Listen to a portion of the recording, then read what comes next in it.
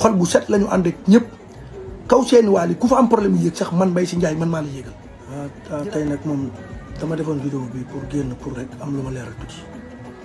parce que cool yi dafa bari trop ma xëy yeewu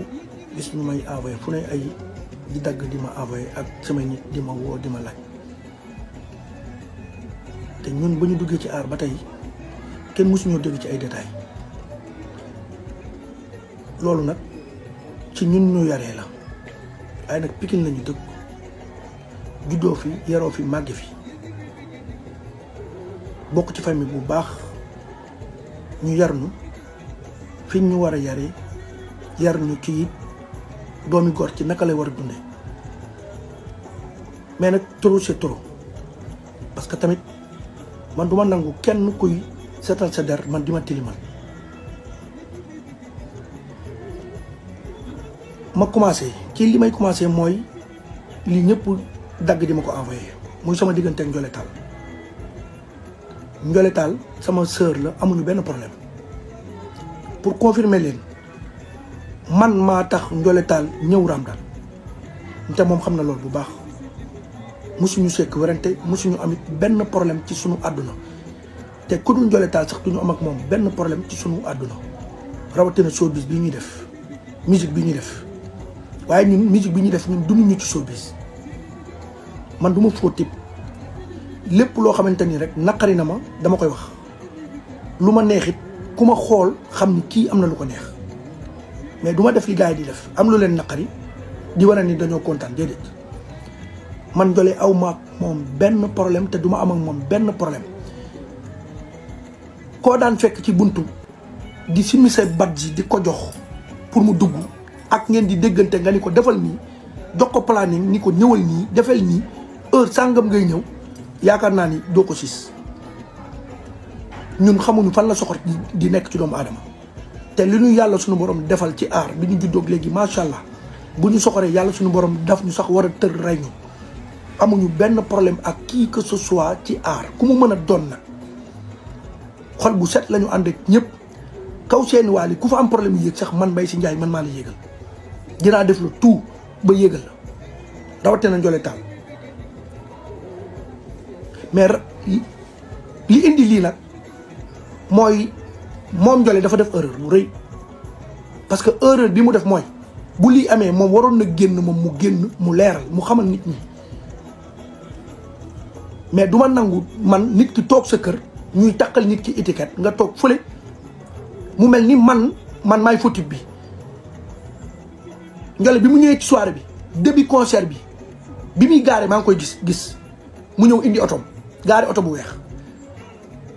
te bu ñu waxantee dëgg morceau yi amul wax bari na morceau yi amul wax ci ay morceau waali bari na te terewul morceau bu ko neex na yéeg aw ma problème ci morceau Baye Fallou mu ñëw fekk ma ñu man ak waali ñu yéeg mu ñëw yéeg ci amul problème def la tout ba yéegal la rawatina Ndiolé Tall mais li indi lii nag mooy moom Ndiolé dafa def erreur bu rëy parce que erreur bi mu def mooy bu lii amee moom waroon na génn moom mu génn mu leeral mu xamal nit ñi mais du ma nangu man nit ki toog sa kër ñuy takkal nit ki étiquette nga toog fële mu mel ni man maay fautif bi Ndiolé bi mu ñëwee ci soirée bi début concert bi muy gaare maa ngi koy gis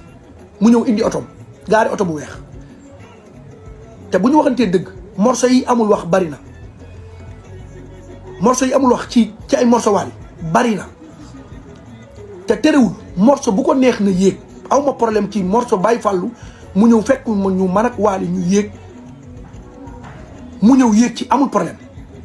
dama mujj bàyyi samay intervention man jox ko pour mu def parce que loolu moo ma war waaw mais artiste bu ñëwee ci kaw scène boo ko joxul micro arrière bàyyi ko mu def lan ngay def da nga koy tafu am da nga koy toogaanu du ma def loolu rawatina moom ci morceau Baye Fallou moom la ñu fekk ñun d'accord war naa ko aw mais ci bu waxee ci Serigne Touba man dinaa ko aw mais mënuñoo ñoo fekk ci morceau ñuy wax ci Serigne Fallou nga ñëw di wax ci aaw man duma boole ñaar yoo xamante ni ëllëg ci bi leneen lu ci am man mën nañ ma ci tudd parce que nag fi ñu nekkoon dafa sensible trop muy diggante Serigne Fallou Seera Fall ak Serigne Touba kon foofu yoonu aaw am fa moom nag bu ko neexee moom mën na ko def mais man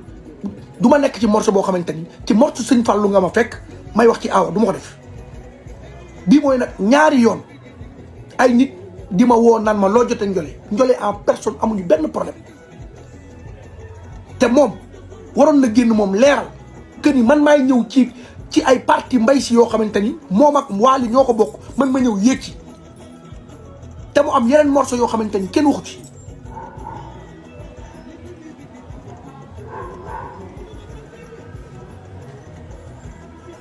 maa ngi jégalu nag ñëpp di jégalu képp ku sama soppe parce que kenn xamee ma ci affaire yu mel nii mais nag des fois trop c'est trop trop c'est trop man moom ma Ramdan Wally Seck moom Ramdan c'est moom c'est le leader bu amee nit ku yéeg li jaadu mooy kooku ak Wally ñoo war a def duo mais pas man ak kooku ñoo war a def duo man li ma war mooy bu keneen yéegee mook Wally ñoom ñu war a def duo man dama war a arrière mais man su ma arrière lu may def lan laa war a def leneen maa ngi jégalu wasalaam.